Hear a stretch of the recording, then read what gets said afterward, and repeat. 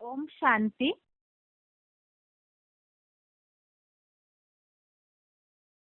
भगवत गीता श्लोक क्लास में आज के बेसिक कोर्स के टेस्ट के लिए टॉपिक है भगवान एक व्यापी है तो कहाँ है और उनका परिचय।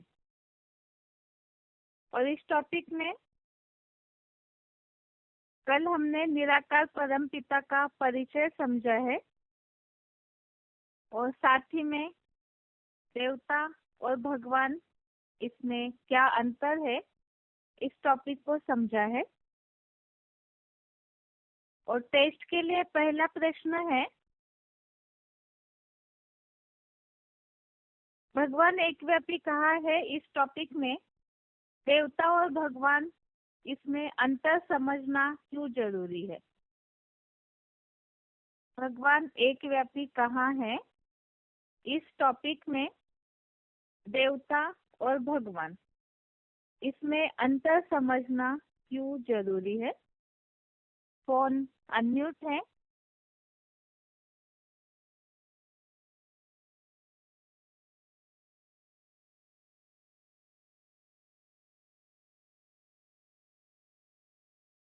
ओम शांति बहन जी। ओम शांति। भगवान गर्भ में बहन जी।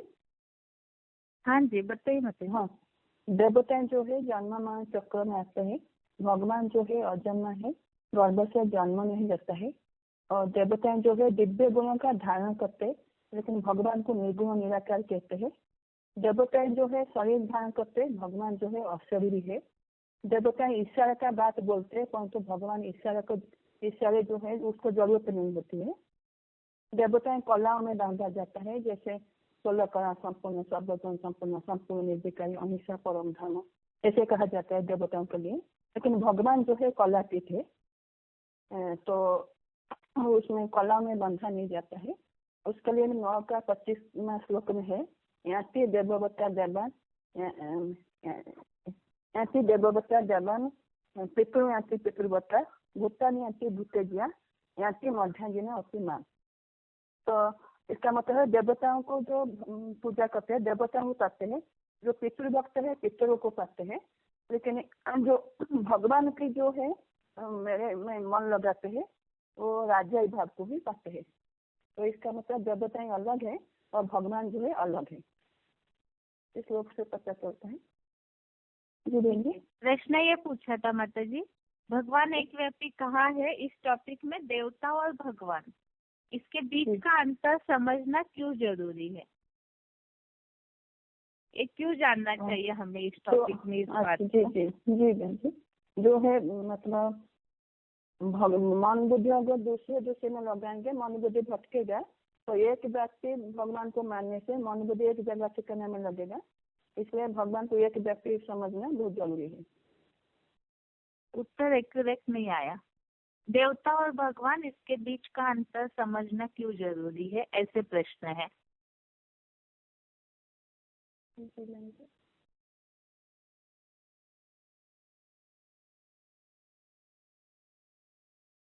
ठीक है, ये जो बाकी बातें बताई आपने वो तो ठीक है, देवता और भगवान में क्या अंतर है, ठीक है मतलब। और किसी से पूछती है प्रश्न। आगे फोन अनम्यूट है। डायल नंबर से जो जुड़े हैं उनका फोन अनम्यूट है। हेलो ओम शांति बहन जी। ओम शांति। ओम शांति। एक मिनट, कोई बता दे उत्तर। मैसूर के माता जी बताइए। हाँ बहन जी। हाँ, भक्ति मार्ग में देवताओं को ही भगवान समझ लेते हैं। भक्ति मार्ग में 33 करोड़ देवताओं के गायन है, क्या उनमें भगवान हो सकते हैं? क्योंकि भगवान को कहा जाता है God is one, God is true. तो भगवान एक ही है, 33 करोड़ देवताओं में कैसे हो सकते हैं? और इसके अलावा 3 मूर्ति जो सर्वश्रेष्ठ देवताएं हैं, ब्रह्मा विष्णु शंकर, उनको भी भगवान समझ लेते हैं। लेकिन भक्ति मार्ग में भी गायन होता है, ब्रह्म देवता है वहाँ, विष्णु देवता है वहाँ, शिव परमात्मा है वहाँ, और शंकर को भी देव महादेव ही कहते हैं, उनको भगवान नहीं कहा जाता है। इसलिए भगवान तो अलग ही है, देवता ये अलग है, मनुष्य ही देवता बनते हैं जब सुधरते हैं और दैवी गुण धारण करते हैं।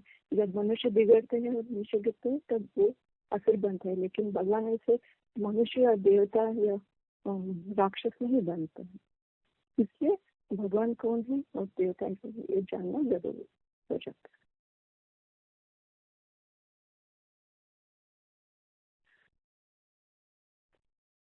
हेलो, मनुष्य ही देवता बनते हैं और राक्षस बनते हैं, इसे कैसे स्पष्ट करेंगे माता जी?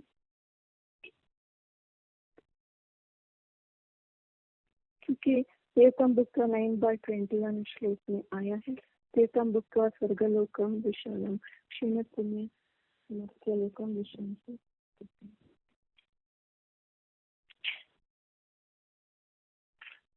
तो मनुष्य जब सुधरते हैं वो स्वर्गलोक में जाकर देवता बनते हैं और पुण्य सुख और पुण्य को भोगते हैं। वे जब गिरते हैं वो पुण्य क्षीण होने पर तब नरक में आकर वो देवताएं गिर जाते हैं और मनुष्य बनते हैं। बाद में वही राक्षस भी बन जाते हैं, धर्म पिताएं अनेक दूसरे धर्मों के संग में आकर वही नीचे गिरते हैं। इसके लिए श्लोक है, तेतम भुक्त्वा स्वर्गलोकम विशालम क्षीणे पुण्ये मर्त्यलोकम विशन्ति एवं त्रयी धर्म मनु प्रपन्ना गता गतम काम कामा लभन्ते। 9/21 श्लोक है। हाँ, ठीक है माता जी। अभी अगला प्रश्न है,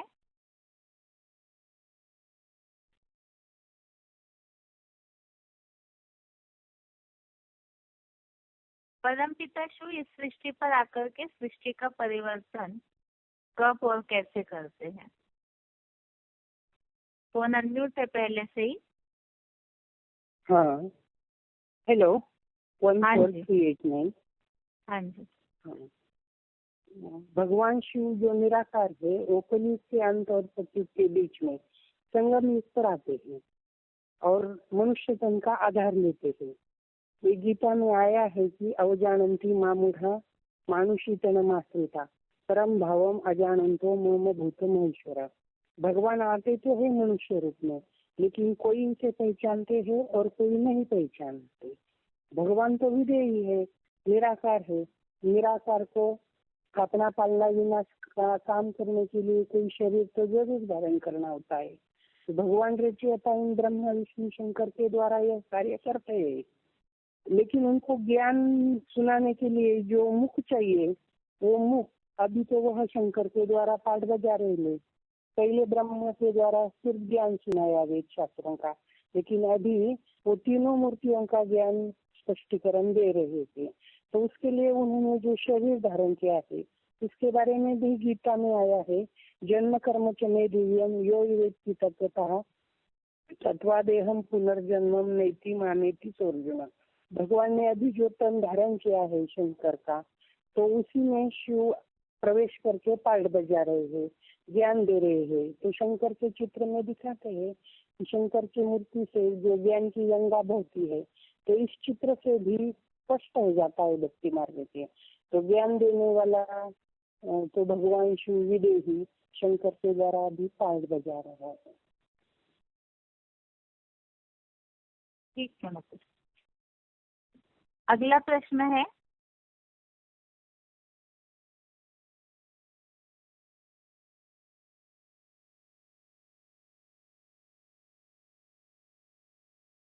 देवताओं को नीचे गिरना क्यों जरूरी है? इस बात के लिए हमने कौन सा श्लोक समझा था?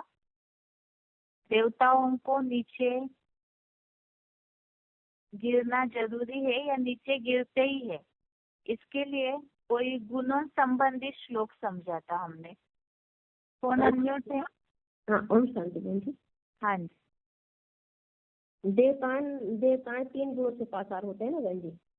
हाँ। सतम तो वो 3 गुणों को भोगते भोगते और जब सतयुग में रहते हैं तो देवता रूप में रहते हैं, क्योंकि वहाँ तो सत्व प्रधान रहते हैं। लेकिन जब वो और धर्मों के प्रभाव और धर्म वालों के प्रभाव में आते हैं द्वापर युग से, तो उनके संग में आते आते नीचे गिर जाते हैं। तो वो जब तक नीचे नहीं गिरेंगे तब तक तो फिर वो ऊपर कैसे उठेंगे बहन जी? नहीं उठेंगे। उसके लिए 16 अध्याय का 40वां श्लोक भी आया है ना, तथास्ति पृथिव्यां या दीदी देवेश बापुना सत्वम प्रतिजय मुक्तम मुक्त एभी स्यात् त्रिभि गुणे। मतलब प्रकृति से उत्पन्न हुए इन तीन गुणों से मुक्त भूत भविष्य और वर्तमान में जो हो वह प्राणी पदार्थ द्वापर से विस्तृत 7 महाद्वीप समूची पृथ्वी में आया, वैकुंठ धाम व देवलोक में नहीं। तो हाँ बहन जी, क्या पूछे थे आप? हेलो। श्लोक आपने ठीक बताया है। हाँ अच्छा जी, अभी और एक प्रश्न का उत्तर बताइए। यहाँ पर हमने देवताएं कौन है, क्यों देवताएं नीचे गिरते हैं, ये सब बातें हमने क्यों समझी है? हाँ दो टॉपिक समझे। एक तो हमने देवता और भगवान में अंतर समझा जी। हाँ बहन, का समाधान तो हुआ। यहाँ देवताएं कौन है इसे क्यों समझा था? मनुष्य ही देवता बनते देवता है बहन जी। मनुष्य जब अच्छे कर्म करते हैं तो देवता बनते हैं, और जब मनुष्य नीचे गिर जाते हैं, पदभ्रष्ट हो जाते हैं, तो वो मतलब मनुष्य साधारण राक्षस बन जाते हैं। तो इसके लिए बाबा ने बोला है ना कि देवता जब नीचे गिरते हैं तो देवता से क्या बन जाते हैं? देवताएं स्वर्ग में सुख भोग करके मनुष्य बनते हैं, और फिर वही दूसरे भक्तिताओं के प्रभाव में आके मनुष्य बन जाते हैं। VCD नंबर 2813 में बाबा ने बोला है। और उसके लिए 16 कभी 6 आया है। भूत स्वर्ग लोके अस्मिन देव असुरचा देव विस्तरसा प्रोक्ता आसुरम पाठ में श्रुणु। मतलब 2 प्रकार की सृष्टि भगवान ने बताई है, एक देवताओं की, एक राक्षस की। तो देवताओं की जो सृष्टि है वो तो इस बात से कही हुई है गीता में, लेकिन जो आसुरों की सृष्टि, असली सृष्टि तो भगवान बोलते हैं मेरे से सुन। तो मनुष्य ही देवता बनते हैं और जब अच्छे कर्म करते हैं तो, और मनुष्य जब नीचे गिरते हैं दूसरे धर्म गुरुओं के प्रभाव में, तो वो राक्षस बन जाते हैं।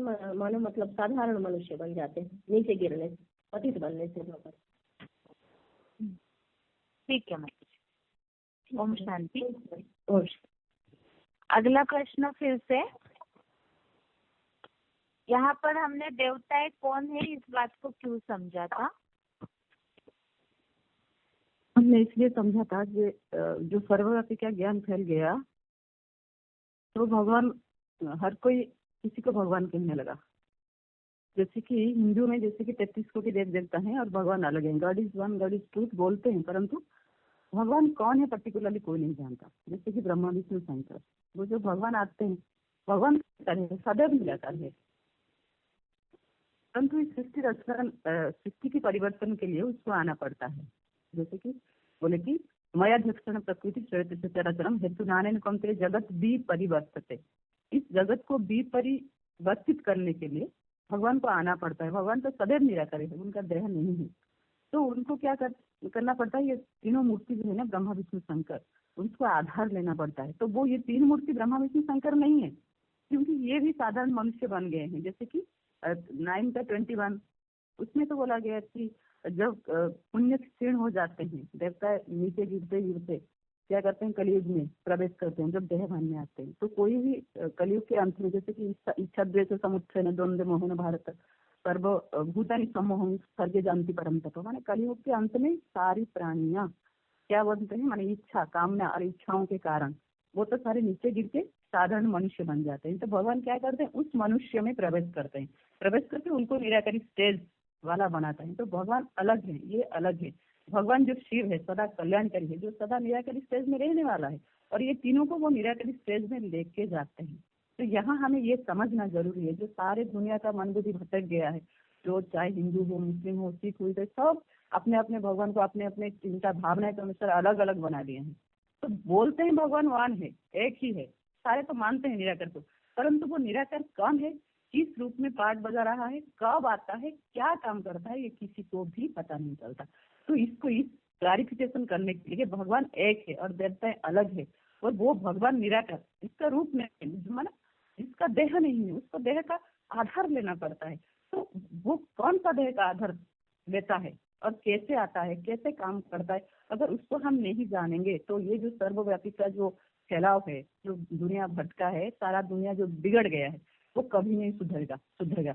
तो हमें पहचानना है वो किस तन में काम करता है। जानन्ति माम मानुषिक अनुमानितम, वो साधारण मनुष्य का जो शरीर का आधार लिया है उसको जानना पड़ेगा, और उसके आधार पे वो क्या क्या ज्ञान सुनाता है, कैसे ये सृष्टि का परिवर्तन होता है। माने जो विकारी काम क्रोध लोभ मोह अहंकार से विकारी बन गया है, वो विकारी सृष्टि को कैसे निर्विकारी बनाता है, ये सारा ज्ञान जानने के लिए हमें भगवान और जो मनुष्य जो गिरे हैं, जो देवता बनते हैं, उसको दिव्य गुण धारण करके, क्योंकि जो भगवान है वो तो निर्गुण निराकार है, वो तो कलातीत है। ये जो हम है मनुष्य, जो द्रव्य गुण धारण करके भगवान जो ज्ञान देते हैं, जो जो योग दिखाते हैं, उसको धारणा करके हम मनुष्य से देवता बनते हैं। उसको कोई देवता बनने की जरूरत नहीं, क्योंकि वो तो सदा ही माने कलातीत है, वो कला में बंधायमान नहीं है। तो हम क्या करते हैं, हम कला में बंधायमान होते हैं, फिर हम जीरो कलावान बनते हैं। तो हमें सुधारने के लिए वो भगवान आते हैं और सच्चा ज्ञान देके हमें ही मनुष्य से देवता बनते हैं। हम जब देवता बन जाते हैं तो हमारी पूजा होता है। तो भगवान आते हैं जो निराकार, वो तीन मूर्तियों के द्वारा ये सृष्टि का परिवर्तन का कार्य करते हैं, स्थापना पालना विनाश। जैसे कि बाबा बोलते हैं कि एक श्लोक में है ना, गति भरता प्रभु साक्षी निवास शरणम प्रभव प्रलयस्तनम निधनम बीजम मध्य। माने भगवान का जो कर्तव्य है, जो सृष्टि पतित बन जाता है, तो इस सृष्टि को पतन से उद्धार करने के लिए, स्थापना पालना विनाश का काम करने के लिए जो निराकार है शिव, जो सदा कल्याणकारी है, ये मनुष्य कोई सदा कल्याणकारी नहीं बन सकता, तो वो तो सदा कल्याणकारी है। वो क्या करता है, इन तीन मूर्तियों के द्वारा यहाँ आता है। जैसे कि हम बोलते हैं कि ब्रह्म देवाय नमः, विष्णु देवाय नमः, शिव परमात्मा ने नमः, वो परमात्मा है, वो परे से परे है। तो एक भी और एक श्लोक जो आया है, तस्मै श्री गुरवे नमः, गुरु ब्रह्मा गुरु विष्णु गुरुदेव महेश्वर गुरु साक्षात परम ब्रह्म तस्मै श्री गुरवे नमः। माने जो गुरु तो ब्रह्मा होता है, विष्णु होता है, शंकर होता है, परंतु वो जो गुरु के रूप में साक्षात्कार, माने सभी जानते हैं, सभी झुकते हैं जिसके सामने, वो है परम ब्रह्म। परम ब्रह्म माना और बोले मैं जिस स्थान में प्रवेश करता हूँ उसका नाम ब्रह्मा रखना पड़े। तो यहाँ तो ब्रह्म का पांच मुख दिखाया है ना, तो परम ब्रह्म जो ऊर्ध्वमुखी ब्रह्म है, जिसके द्वारा भगवान प्रत्यक्ष होते हैं, माना जो निराकारी तेज वाला चीज समान बनता है, तो उसके लिए गायन है, सभी उसके सामने झुक जाते हैं, वो जो भी हो। तो उसके लिए गायन है, उस मूर्ति को पहचानना जरूरी है। तो ये जो भगवान और देवता है, ये सारे जो उनके भेद है, अगर सारे मनुष्य जान जाएंगे तो एक भगवान को मान जाएंगे, और सबकी बुद्धि जो है ना वो एक जगह टिक जाएगा। उसके बाद सुनने से वही सत्य है, वही भगवान जो बोलता है वही सत्य है, जो सिखाता है बस वही सत्य है, जो कहता है वही सत्य है। इसको सारा दुनिया मानेगा, और जब मानेगा तभी दुनिया का परिवर्तन होने लगेगा। हेलो हेलो, आवाज नहीं आ रहा है माता जी। सुनाई दिया बोली में?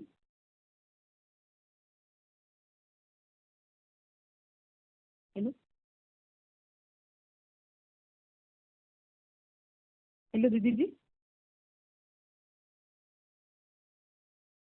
और देवता अलग है और मनुष्य अलग है, इसके लिए भी है। हम गीता में बहुत सारे श्लोक है, जैसे कि 9 का 25, यान्ति देवा व्रता देवान पितृ जाति पितृव्रता गीता नहीं जानती भूतेजा जानती मध्या जेना पिमाम। इसको हम समझा सकते हैं। देखिए यहाँ तो अगर भगवान देवता ये सारे एक होते तो इधर इधर कैटेगरी क्यों किया गया है? यहाँ मेरे भक्त मेरे से ही पाते हैं, तो मेरे कहने वाला कौन है? वही है निराकार शिव भगवान।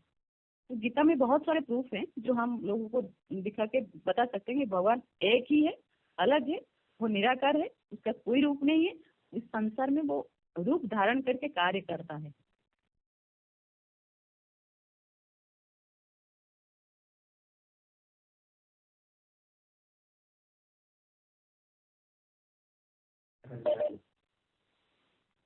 ओम शांति।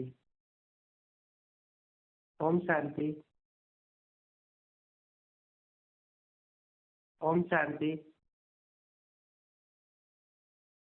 ओम शांति।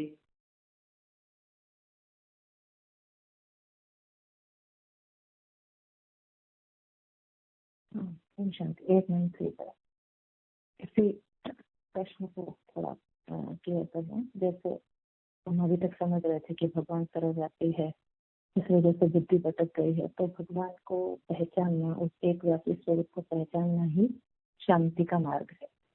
तो जैसे अगर हम ये देवताओं और भगवान को एक समझते हैं दुनिया वाले, तो इसको भी स्पष्ट समझना जरूरी है। नहीं तो देवताओं में भी जो 33 करोड़ देवी देवता हैं, तो उसमें भी जैसे कि हमने सर्वव्यापी मान लिया भगवान को।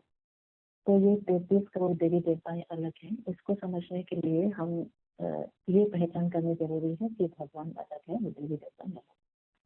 भगवान एक है, गॉड इज वन, ऐसा माना जाता है और ये सत्य भी है, क्योंकि भगवान तो निर्गुण है, जबकि देवी देवताएं गुणों से प्रसारित होते हैं। 18/40 के अनुसार बताया है, देवताएं भी 3 गुणों से प्रसार होते हैं। न तदस्ति पृथ्व्यां वा देवी देवेषु वा पुनः सतत्वं प्रकृति जय मुक्तम यत् एवं स्यात् त्रिभि गुणैः। इसमें बताया है कि कोई भी ऐसा नहीं है इस पृथ्वी पे जो देवलोक जो इन तीनों गुणों से प्रसारित नहीं होता है। माना देवी देवताएं भी 3 गुणों में आते हैं। और सृष्टि को भी बताया कि दो तरह की सृष्टि है। तो माना देवी देवताएं और जो है असुरों के। तो माना जो देवी देवताएं हैं, यही देवी देवताएं समय आने पर असुर भी बन जाते हैं, जब उनके पुण्य क्षीण हो जाते हैं नर्मदा यज्ञ के अनुसार। तो देवताएं अलग हैं और भगवान अलग है, इस बात को समझना जरूरी है।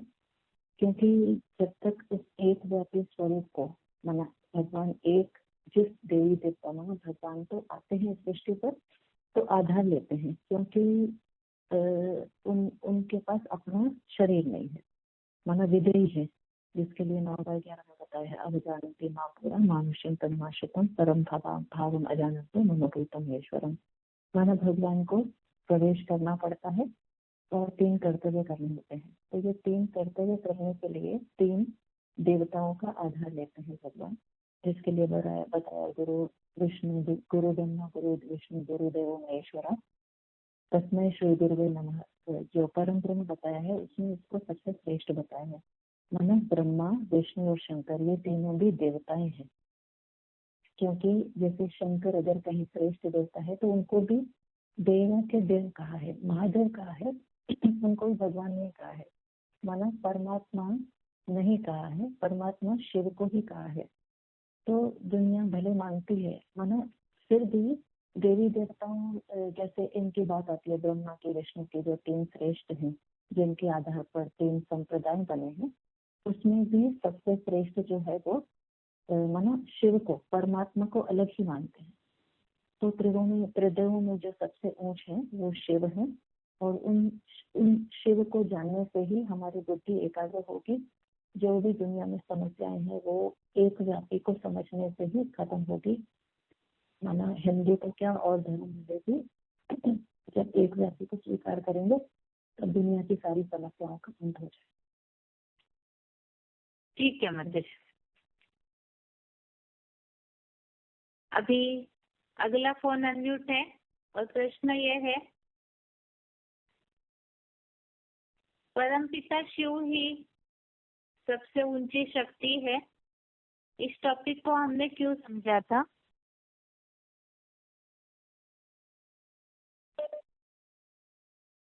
ओम शांति। ओम शांति। ओम शांति।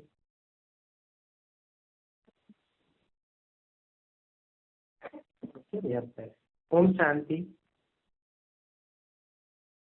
ओम शांति। हेलो, आवाज आ रही है? भाई आप बोलते जाइए, टीवी सुन रहे हैं, वहां से आवाज हमारे पास नहीं पहुंच रही है, बोलते जाइए भाई। ठीक है। सबसे ऊंची शक्ति परमपिता शिव ही है। ये समझना इसलिए जरूरी है कि हम जो भी भक्ति मार्ग में समझाने जाते हैं तो वो 3 देवता जो दिखाते हैं ब्रह्मा विष्णु शंकर, उसको भी भगवान ही मान लेते हैं सब।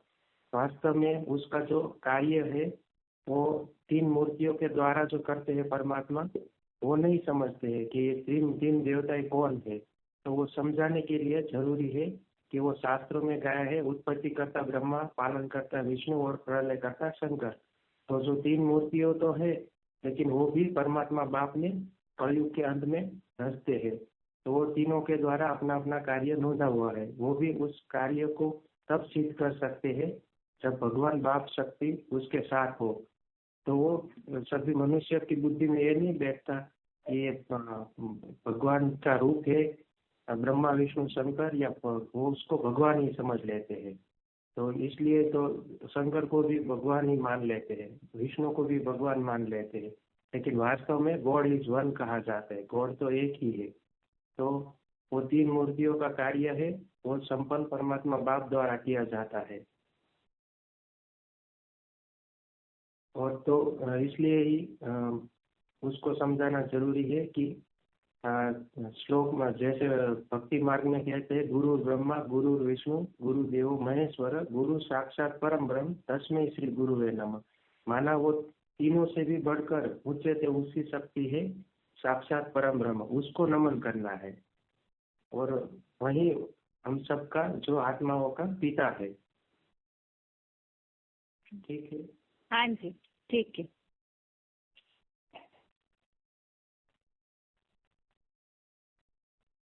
अगला प्रश्न है अभी, कल के टॉपिक में हमने जो भी बातें समझी थी उसे संक्षेप में बताना है। फोन अनम्यूट है।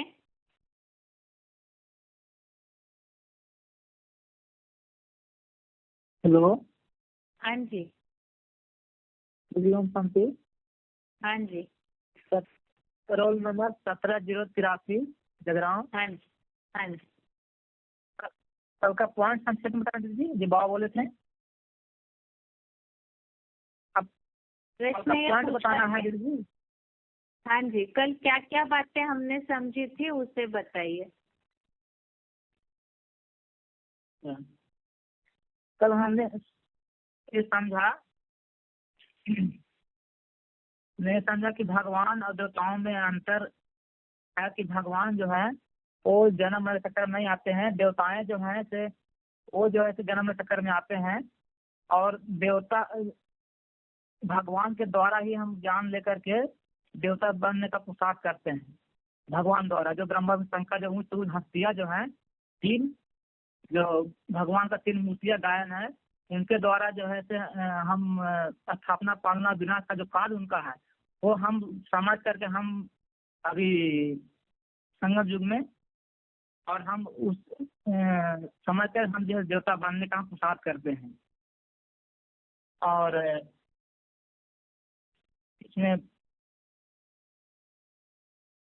इसमें बताया कि जो मनुष्य जो है नीचे गिरते हैं, तो नीचे गिरने का कारण है कि मनुष्य जो है जन्म मरण के चक्कर में आते हैं, इसलिए मनुष्य नीचे गिरते हैं। कलाओं उनका कम होता है क्योंकि और संग के रंग में आकर के उनकी कलाएं कम होती है, तो देवता से भी मनुष्य बन जाते हैं।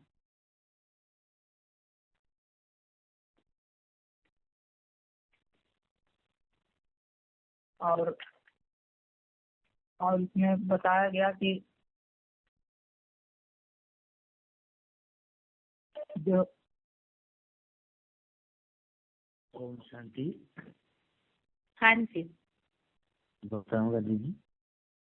हाँ, कल जो बातें हमने समझी है उसे बताइए, ज्यादा विस्तार नहीं, ताकि सर्वव्यापी भी रिवाइज हो सके। हाँ जी।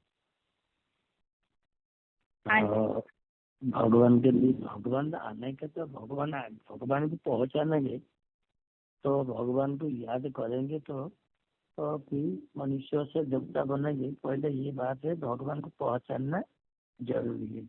तो भगवान आकर यहाँ काम करते हैं, इसलिए पहले बताया है कि जो भगवान ने जब आते हैं तीन मूर्तियों के द्वारा काम करते हैं। वो जो तीन मूर्तियों के द्वारा काम करते के लिए इसलिए बोला कि भगवान आकर जो काम करते हैं, इसलिए बोला कि महादेव प्रकृति श्वेत सचराचर ना कौन सा तो जगत भी परिवर्तित है। भगवान जो आते हैं तो वो जगत भी परिवर्तन करने का काम करते हैं। तो वो तीन मूर्तियों द्वारा कैसे कराते हैं, तो इसलिए भी गीता में आया है, अविभक्त से भुक्त से विभक्त विभक्त स्थित भूत भूत प्रभाविष्णु। मैं जब आता हूँ तो ये तीन मूर्तियों के द्वारा एक मूर्ति के द्वारा स्थापना करता हूँ, और भरण पोषण दूसरा मूर्ति के द्वारा भी भरण पोषण करता हूँ, तीसरा मूर्ति के द्वारा विनाश भी कराता हूँ। इसलिए गीता में ये बात बोला है, संहार कार्य, स्थापना कार्य, विनाश कार्य, तीन कार्य भगवान ही कराते हैं। तो भगवान जो कराते हैं ये कैसे ही कराते हैं, वो जब आते हैं वो मनुष्य शरीर का आधार लेते हैं। इसलिए तो आज जो गीता में लिखा हुआ है, ये अवजानती हमारा मनुष्य तनु आश्रय, मेरे जो मनुष्य शरीर का तन का आश्रय लेने वाला महेश्वर को ये मूर्ख लोग नहीं पहचान पाते। तो मैं आकर मनुष्य शरीर द्वारा ही काम कराता हूँ। तो गीता में भी फिर बोला जो उनका तो शरीर नहीं है, वो तो निराकार है, वो जरूर प्रवेश करके कार्य कराएंगे। तो वो प्रवेश इसलिए भी गीता में आया है, भक्ता तो अनन्या सत्व एवं उधर अर्जुन ज्ञान तो दृष्टम सत्य न प्रवेश तुम पराता। तो अर्जुन तू मेरा परम भक्त हो, तू तत्व तो जान सके कि मैं प्रवेश करके काम कराता हूँ। जो भगवान सर्वव्यापी नहीं है, वो तो एक व्यापी है, वो प्रवेश करके एक में ही कार्य कराते हैं। कोई मैंने दूसरे सब में प्रवेश कर कार्य नहीं कराते हैं, वो सिर्फ एक मुकर रथ में आकर कार्य कराते हैं। इसलिए ये श्लोक बताया है। तो भगवान आते तो वो जो वो काम कराते हैं, इसलिए भगवान के लिए भी ज्ञान है। ये भगवान का जन्म और कर्म ये भी विद है। जो जानते हैं विद जन्म कर्म को जो जानते हैं वो शरीर को छोड़कर भी इसी दुखी संसार में और पुनर्जन्म में नहीं पता है। तो भगवान को जानना जरूरी है, जिसके लिए कि जानेंगे तो भगवान को पहचान कर ही याद करेंगे तो सुख भोगेंगे। भगवान को जो जानेंगे उसको भी सुख मिलेंगे, क्या ना। इसलिए भी गीता में आया भोक्तार जगत सर्वलोक महेश्वर सूर्यम सर्वभूता ना ज्ञाता। ये तीन लोग का महेश्वर को जो जानेंगे उनको भी जानकर सुख मनुष्य सुखी बनेंगे। इसलिए भी गीता में ये बात आई है। तो भगवान इसलिए भगवान को जानने के लिए ये तो दुनिया में सारे ही भगवान को सबको भगवान मान लेते हैं, तो देवता भी भगवान मान लेते हैं। इसलिए उनको समझना चाहिए कि देवता अलग है, भगवान भी अलग है। तो कैसे पहचानेंगे कि ना वास्तविक भगवान तो एक है, गौरी जुआन कहा जाता है। फिर देवता है अलग अलग होता है, ये तीन मूर्ति भी त्रिजग है, वो कोई भगवान नहीं है, वो भगवान है एक। उनको त्रिमूर्ति शिव भी कहा जाता है। इसलिए तो देवताएं भी 16 कला में बनाना होता है। उनको सर्वगुण संपन्न सर्वकला संपन्न संपूर्ण निर्विकारी मर्यादा पुरुषोत्तम कहा जाता है। भगवान तो कला देती है, वो तो कला में बंधा मन नहीं है, वो भी सदैव तो माने अनासक्त है। तो भगवान के लिए इसलिए गाया हुआ है गीता में, ये जानती देवव्रता देवा पितृ जानती पितृव्रता भूता में जानती भूत जानती मर्यादा। जो जिसको पूछते हैं कि जिसको आराधना करते हैं उससे ही प्राप्ति होता है। जो भगवान को पूछते हैं भगवान से ही उनको प्राप्ति होते हैं। इसलिए ये भी गीता में भी बताया गया है।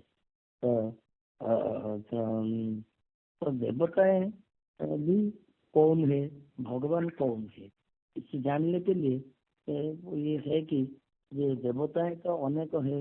वो तो गीता में जो इसलिए बोलते हैं कि ये ब्रह्मादेव विष्णुदेव और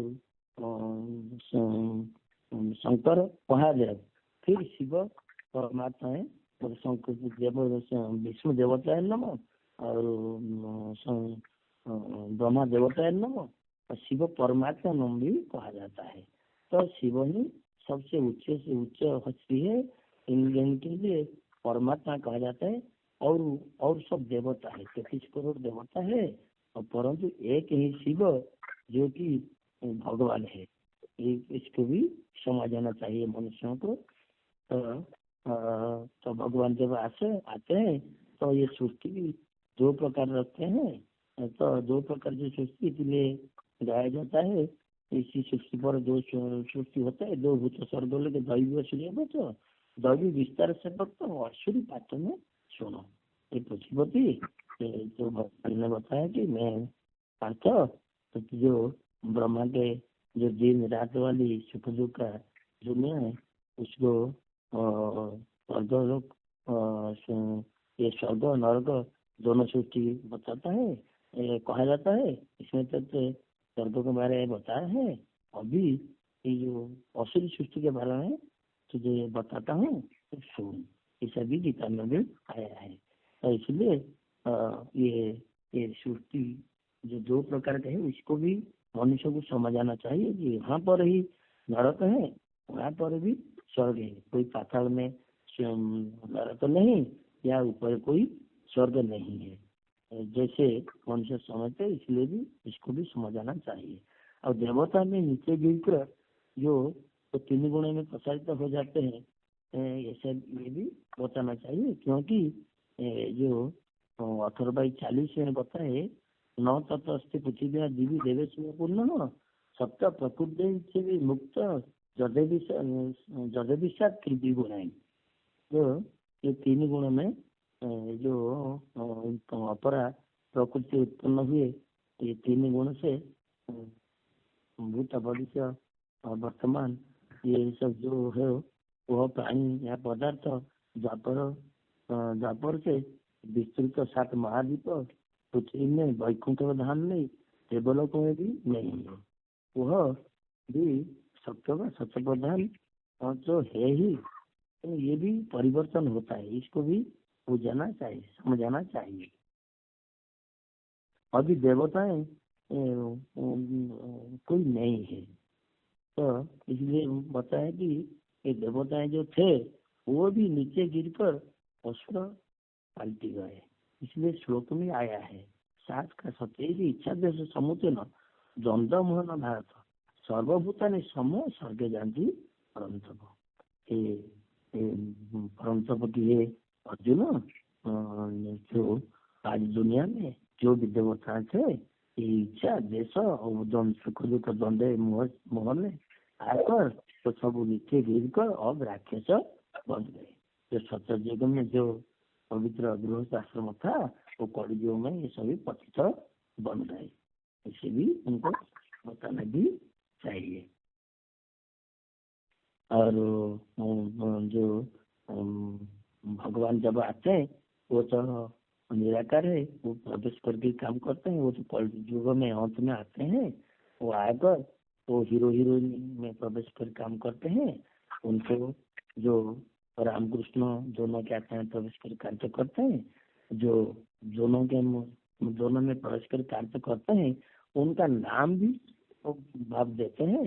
ये ब्रह्मा और शंकर, ये ब्रह्मा द्वारा स्थापना कार्य करते हैं और शंकर द्वारा भी विराज कार्य करते हैं। तो फिर विष्णु जब विष्णु का राज्य आएगा तो विष्णु देवता बनेंगे, तो फिर विष्णु के द्वारा पालन भी करेंगे। किन्हीं कर्तव्य भगवान के द्वारा ही होते हैं। तो ये जो परम शक्ति शिव है, ये 3 देवता में सब ये तो देवता है किंतु परम शक्ति शिव है। इसके लिए गाया है ये तो भगवान जब आते तो देव द्वारा 3 मूर्ति के द्वारा 3 कार्य कराते। ये वैदिक सृष्टि के निर्माण, पुरानी सृष्टि का ध्वंस और भौतिक सृष्टि के पालना ही करते हैं। तो इसलिए ये गाते हैं ये गुरु ब्रह्मा गुरु विष्णु गुरुदेव महेश्वर गुरु साक्षात परम ब्रह्म तस्मै गुरु ब्रह्म। तो ब्रह्मा भी गुरु है, तो विष्णु भी गुरु है, शंकर भी गुरु है, किंतु परम ब्रह्म है मैं उसको नमन करता हूँ। वो भी सबसे उच्च हस्ती है, वो त्रिदेव का मेल है, उनको त्रिमूर्ति शिव भी कहा जाता है। और भक्ति मार्ग भी ओम उच्चारण लोगों ने करते हैं, उनका अर्थ तो नहीं जानते हैं, उनको भी समझाना चाहिए। जो ओम का अर्थ है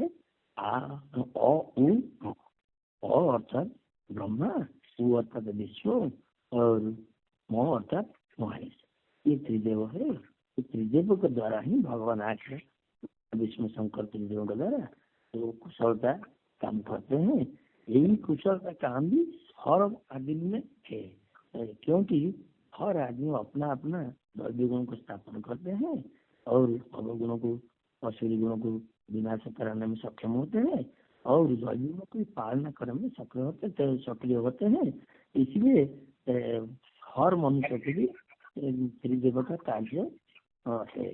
तो इसलिए एक ओंकार भी कहा जाता है, क्या ना? ओम अर्थ तो त्रिदेव, ओंकार अर्थ त्रिदेव का कर्म।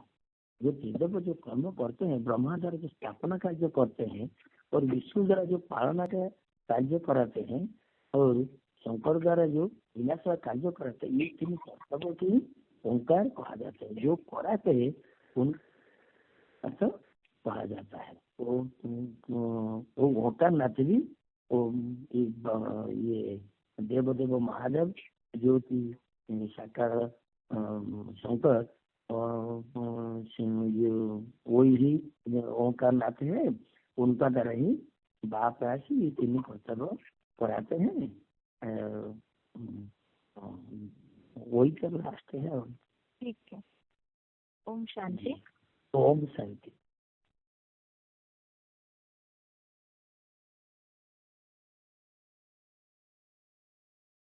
अभी जिनके भी हाथ उठे हुए हैं उन्हीं में से ही किसी का भी फोन अनम्यूट किया जाएगा और जो सर्वव्यापी का टॉपिक है उसे केवल 5 मिनट में बताना होगा। सर्वव्यापी नहीं है भगवान, ये मान्यता क्यों कैसे शुरू हुई और सर्वव्यापी का वास्तविक अर्थ 5 मिनट में ही पूरा होना चाहिए। तो इस हिसाब से देखिए कि आपको मुख्य बातें क्या बतानी है। ये बात पहले भी बताई है, यहाँ विस्तार से कोर्स इसलिए सिखाया जा रहा है ताकि कैसे भी कोई आत्माएं आए सामने जिज्ञासु तो भी हम उन्हें सब बातें क्लियर कर सके। लेकिन यहाँ पर आपको बताते समय इस बात को देखना होगा कि इतना विस्तार से सुनने का तो समय किसी के पास नहीं है। बहुत तीखी बुद्धि वाले हैं तो उन्हें हम ज्यादा बातें बता सकते हैं। यहाँ तो सीख रहे हैं इसलिए सब बताया जाता है, लेकिन आपको फील्ड में कोर्स करना है तो सार में बताने की प्रैक्टिस होनी चाहिए। इसलिए जिनका भी फोन अनम्यूट होगा ये टॉपिक भी कवर होने चाहिए। भगवान सर्वव्यापी नहीं है तो चित्र में जो बातें बताई है वो मेन बातें, इसके अलावा सर्वव्यापी की मान्यता का वास्तविक अर्थ और सर्वव्यापी से नुकसान, ये 3 टॉपिक आपके कोर्स में आने चाहिए। अभी जिनका भी फोन अनम्यूट होगा सोच करके रखिए ताकि उस हिसाब से केवल 5 मिनट में ये तीनों बातें पूरी होनी चाहिए। 5 मिनट से ज्यादा टाइम होगा तो फोन आपका म्यूट किया जाएगा। अभी फोन अनम्यूट किया जा रहा है।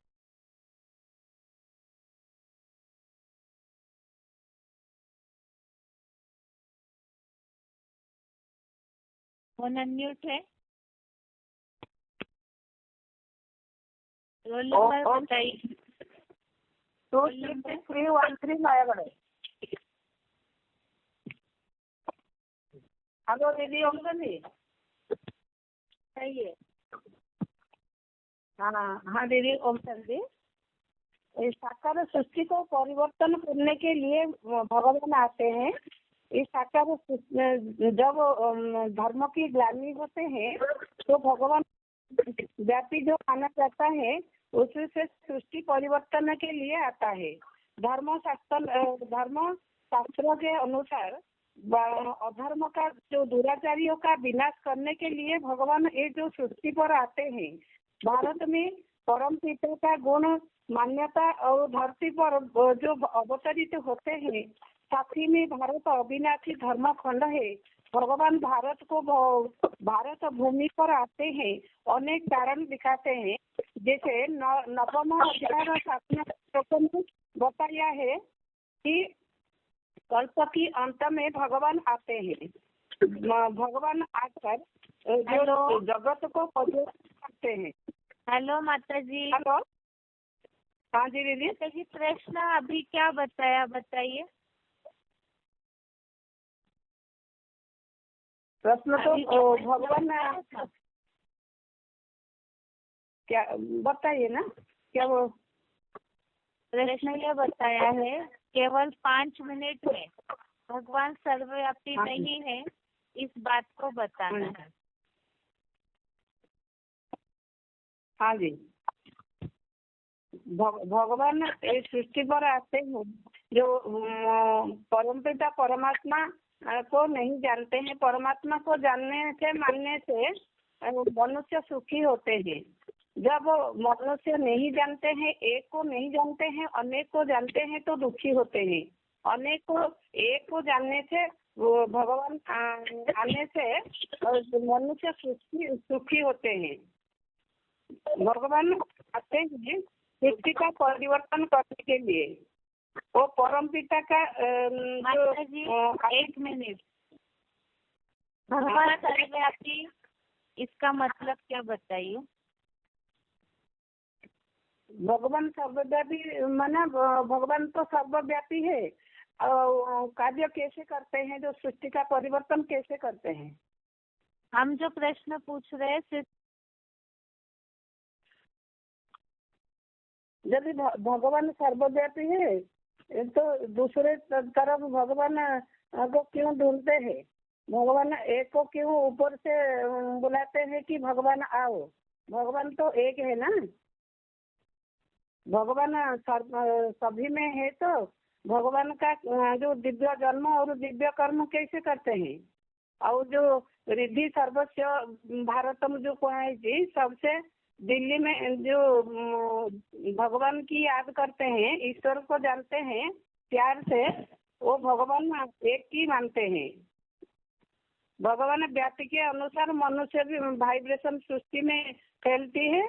जितने प्रकृति पदार्थ वाइब्रेशन सब अलग अलग हो जाते हैं। बाप कहते हैं कि जो मनुष्य बुद्धि विनाश काले विपरीत बुद्धि बनते हैं तो निश्चय बुद्धि नहीं बनते हैं। हेलो। हाँ जी। आप एक भी टॉपिक वाइज बात नहीं बता रहे, बस इस तरह से है। उस हिसाब से तो काफी समय से आप ज्ञान में चल रहे हैं। एक व्यक्ति भगवान को मानने भगवान सर्वव्यापी नहीं है इसकी प्रूफ बताना है, लेकिन आप बहुत सारी अलग अलग बातें बता रहे हैं। आप अभी आगे किसी का फोन अनम्यूट किया जा रहा है, आप सुनिएगा और फिर दोबारा आपका फोन अनम्यूट करेंगे। उस अनुसार फिर आप सोच के उत्तर दीजिए। आगे फोन अनम्यूट है। ओम शांति दीदी। हाँ जी। 16/4/77 हमको सर्वव्यापी के बारे में बताना है। आज लोग कहते हैं कि भगवान सर्वव्यापी है, कण कण में है, लेकिन परमपिता परमात्मा सर्वव्यापी नहीं है। कहते हैं ना कि जब जब धर्म निकलानी है तब तब भगवान इस धरा पर आते हैं। यदा यदा ही धर्मस्य वाले श्लोक है। क्यों आते हैं। परित्राणाय साधुता विनाशाय च दुष्कृताम। साधुओं की रक्षा करने के लिए, बुरे लोगों का विनाश करने के लिए। लेकिन भगवान का जन्म कैसे होता है। तो भगवान का जन्म तो जन्म कर्म समय दिव्यम वाला है कि भगवान का जन्म और कर्म दिव्य है। ये 3 श्लोक हम बता सकते हैं। फिर हम किताब के अनुसार दीदी बता रहे हैं। गीता में तो श्लोक आए हैं, लेकिन भाई भाई की हत्या करता है तो ये कर्म तो भगवान बाप आकर के नहीं सिखाते हैं। और एक चित्र में भी दिखाया गया है कि लोहे को अग्नि में डाला जाता है तो लोहे का जो कलर है, मतलब लोहा अग्नि का रूप धारण कर लेता है। तो उसमें भी भगवान सर्वव्यापी होना नहीं बताया जाता है। जैसे दुखी और परेशान अशांत व्यक्ति है और वो भगवान को पुकार रहा है, कह रहा है कि हे भगवान मेरा दुख हरो, तो लेकिन उसमें तो भगवान ना, तो डॉक्टर में भगवान है ना उसमें भगवान, अगर उसमें भगवान होते तो क्यों भगवान को पुकारते। इसी तरह से नारद कोई भक्त है तो खड़ताले बजाकर ईश्वर को बोलते हैं प्रभु जी मुझे दर्शन दो, लेकिन कहते हैं ना कि अगर उसमें भगवान होता तो क्यों प्रभु जी को पुकार रहा है, कौन किसको दर्शन देगा। तो इस तरह से कीट पशु पक्षी सब में कहते हैं कि भगवान है, लेकिन भगवान उनमें व्यापी नहीं है। भगवान तो मनुष्य तन में आते हैं इस धरा पर, कीट पशु पक्षी पतंगों में नहीं आएंगे, क्योंकि आकर उनको ज्ञान थोड़ी सुनाएंगे, उनके द्वारा उनकी भाषा कौन समझेगा। और भगवान तो कहते हैं ना कि इस दुनिया का रहने वाला ही नहीं है, भगवान तो ऊपर का रहने वाला, न तद्भाष्यते न सूर्यो न शशांको वाला श्लोक है। तो भगवान तो परमधाम का रहने वाला है, लेकिन फिर भी भगवान को इतना ऊंचे ते ऊंचा तेरा धाम, ऊंचा तेरा काम, ऊंचा तेरा नाम ये कहते हैं। और भगवान को कहते हैं कि नहीं भगवान सर्वव्यापी है, तो हमको ये सब बातें बतानी है उनको। लेकिन ये बातें आई कहाँ से, कि मतलब कैसे सर्वव्यापी का ज्ञान फैला इस दुनिया में। तो परमपिता परमात्मा जब इस धरा पर आते हैं तो गीता ज्ञान सुनाते हैं। और ये जो विभूतियां हैं तो विभूतियों को ही लोगों ने समझ लिया है कि ये भगवान है। जैसे राम, जैसे शस्त्रधारियों में राम है, नदियों में गंगा है, तो इनको पक्षियों में मयूर है, पशुओं में सिंह है, इन विभूतियों को ही लोगों ने समझ लिया कि ये भगवान है। नहीं, ये विभूतियां भगवान के बच्चे हैं। जब परमात्मा इस धरा पर आते हैं तो इन जो आत्मा रूपी बच्चे हैं तो ज्ञान और योग सिखा करके अपना ज्ञान और योग देते हैं, ज्ञान देते हैं। जो ज्ञान ये बच्चे अपने जीवन में धारण करते हैं, जैसे कोई टीचर होता है तो वो मतलब 100% कोई एक ही बच्चा निकलता है जो अपने में ज्ञान धारण करता है, और कुछ नंबरवार बच्चे होते। तो इसी तरह से ये विभूतियां भी हैं, जो जैसा मतलब पढ़ाई पढ़ता है, ज्ञान योग की धारणा करता है, उसी नंबर से वो बच्चे बनते हैं। और उन्हीं को लोगों ने भगवान समझ, लेकिन वो भगवान नहीं है, वो भगवान के आत्मा रूपी बच्चे हैं।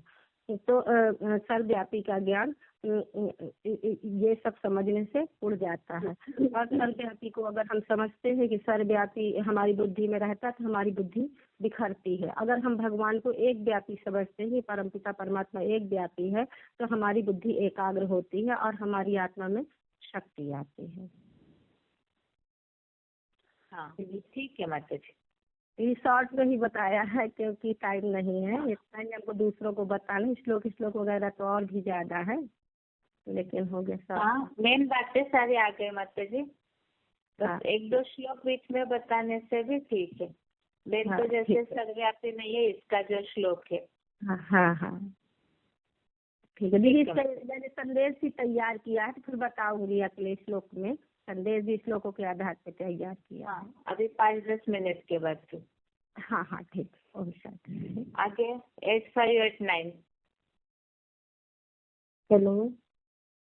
हाँ माता जी। हाँ दीदी, इसमें सर्वव्यापी नहीं है, इसमें बताया कि सर्वव्यापी नहीं है। इस मान्यता को लेने के कारण भगवान सब में समाये हुए हैं, ऐसे समझने के कारण सबसे बड़ा नुकसान और अधर्म फैल गया है, विधर्म भी फैल गया, क्योंकि सबकी बुद्धि भटक गई और बुद्धि की निर्णय शक्ति कम हो जाती है और निर्णय शक्ति क्षीण हो जाती है तो दुर्गति होती है। और आज की दुनिया की हालत वास्तव में ऐसी हो गई है, सर्वव्यापी मानने से कैसे हो रही है। और उठते हस्ती को सब जगह व्यापी मान लिया तो इतना उनकी कीमत को कम कर दिया, तो उसका परिणाम सारी सृष्टि को भुगतना पड़ा और इसी का परिणाम है धर्म भी फैल गया। और मन एक जगह टिक गया तो मन एक जगह स्थिर हो गया, वो हो गया धर्म धारणा, अर्थात धारणा एक जगह मन टिक गया, एक धर्म में टिक गया, वो एक व्यापी मानना है। और जिसका परिणाम आज ढेर सारे धर्मों की स्थापना और उन धर्मों के बीच में अलग अलग मतभेद और निर्णय, अलग अलग मतभेद निर्माण करके उनका कारण भी भगवान को बना दिया। कोई कहते अपने धर्म का भगवान अलग और अपने धर्म की परंपराएं रस्म से अलग अलग मान लिया। और प्रश्न क्या बताया था? सर्वव्यापी नहीं है। हाँ, तो मेन वो बात, उसके प्रूफ बताइए। भगवान सर्वव्यापी नहीं है।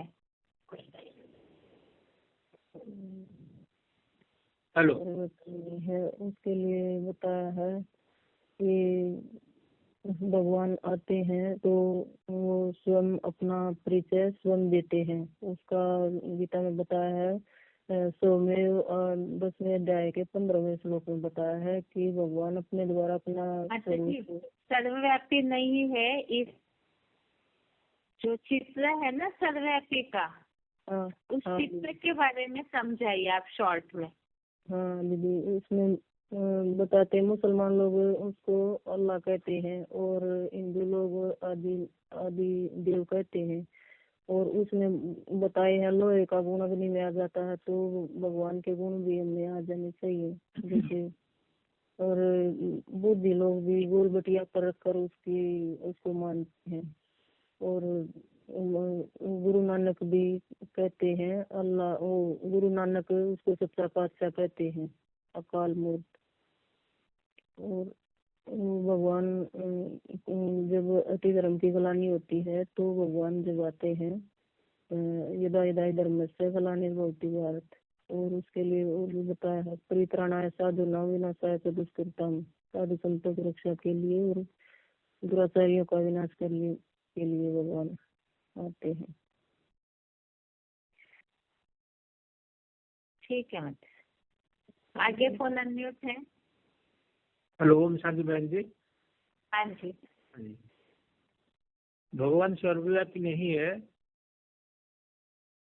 तो एक व्यापी भी एक व्यापी है। और वो एक व्यापी कहाँ है वो तो बाद में हम उसका प्रूफ देखेंगे। तो परमात्मा या भगवान सर्वव्यापी नहीं है।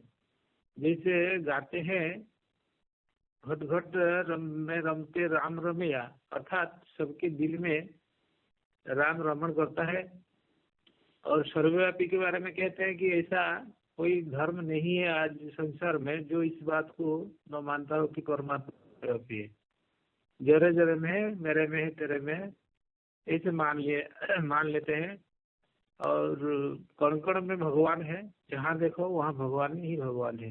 मैं भी भगवान हूँ, तू भी भगवान है।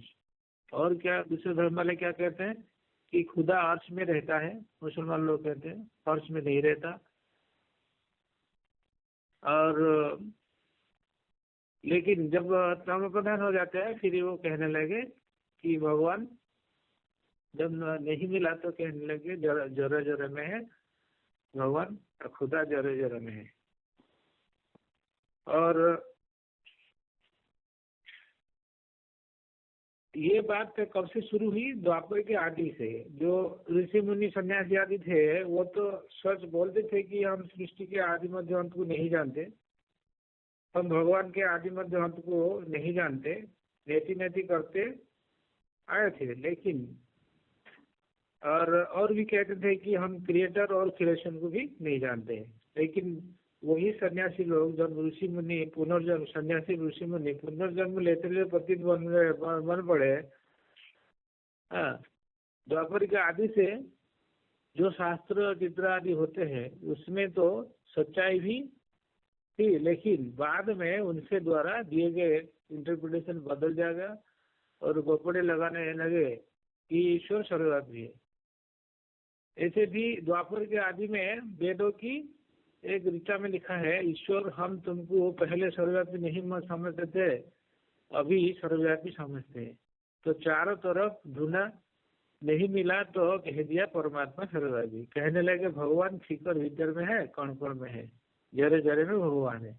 और भी में कहीं भगवान नहीं मिला तो फिर लास्ट में कह दिया हम भगवान है, शिवो हम। और दूसरी कहानी हम बचपन से बोला जाता है कि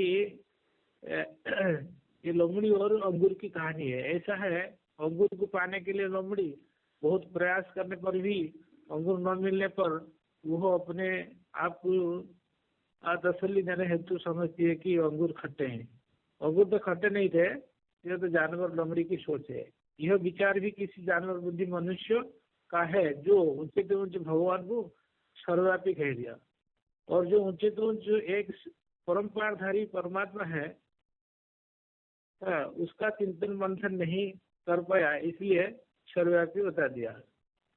और सर्वव्यापी के लिए भी गीता के जो 10वां अध्याय है विभूति योग, वहाँ से जो विभूतियां हैं परमात्मा की, उनको उनमें भी भगवान को सर्वव्यापी कर दिए, भगवान को उनमें भी देखने लगे। और ये सर्वव्यापी तो भी हम खंडन कर सकते हैं गीता के आधार पर, श्रीमद् भगवद गीता के आधार पर हम सर्वव्यापी की मान्यता को हम खंडन कर सकते हैं। जैसे 4 के 6 में बोला गया है, अजोपि शनव्यात्म भूतानाम ईश्वर सन प्रकृति में समाधिष्ठायो संभव में आत्मवाया। इसमें बोला गया कि भगवान ऐसा, भगवान तो निराकार है, निर्गुण है, निराकार है, अव्यक्त है, अजन्म अभक्त है कहा जाता है, लेकिन वो उसका जन्म कैसे दिखाया गया है, अपनी आत्मशक्ति से और इंद्रियों को संपूर्ण कंट्रोल करके अपनी आत्मशक्ति से, प्रकृष्ट आत्मशक्ति से वो प्रत्यक्ष होता है संसार में साकार के द्वारा। और जैसे भगवान के लिए सर्वव्यापी, तो सर्वव्यापी को हम खंडन कर सकते हैं, जैसे कि 4 के 7 और 8 में बोला गया है कि भगवान सब में नहीं है, उसका रहने का धाम, जो धाम कहा जाता है परम धाम, इसमें क्लियर है कि यदा यदा ही धर्म से ग्लानिर्भवति भारत अभिचान अधर्म से तदा आत्मान सुजाम्यहम्। मैंने धर्म का जब ग्लानि होता है, वृद्धि, धर्म बढ़ जाता है, अधर्म का वृद्धि हो, तब मैं वहां से आता हूँ। मैंने भगवान का रहने का स्थान ऊपर में है, परम धाम है। जैसे 15 का 6 में भी बोला गया है कि मैं परम धाम वासी हूँ। तद भाषे तो सूर्य न संग न पाव निवर्तते तद धाम पर्व मम। और ऐसे 4 के 9 में भी बोला गया है, जन्म कर्म जो में दिव्य में एवं यह तत्व तो त्यक्त देहम पुनर्जन्म नहीं तुम्हारी सौर्जुन। अर्थात मेरा जन्म, जैसे मनुष्य आत्माएं जन्म लेते हैं, मनुष्य जन्म लेते हैं, ऐसा जन्म मेरा नहीं है। मेरा तो जन्म दिव्य जन्म है, परकाय प्रवेश की जन्म है। और दूसरे श्लोक में भी हम प्रमाण दे सकते हैं कि 10 का 2 में 9 में विदुषरो ग्रह प्रभु नमोस्य अहम आदि देवान महर्षिना सर्वस्व। तो ये जो मुनि ऋषि देवगण है, देवता मुनि ऋषि, ये मेरे प्रकोष्ठ जन्म को नहीं जानते, क्योंकि मैं इनसे भी पहले हूँ। तो ये लोग कैसे मेरे को पहचान सकेंगे। और ऐसे भी भगवान मैंने गीता में भी बोला है 9 का 11 में, अवजानन्ति मांगुणा मानसिक जन्म आश्रितम परम भाव जनंतम मोहूतम ऐसर।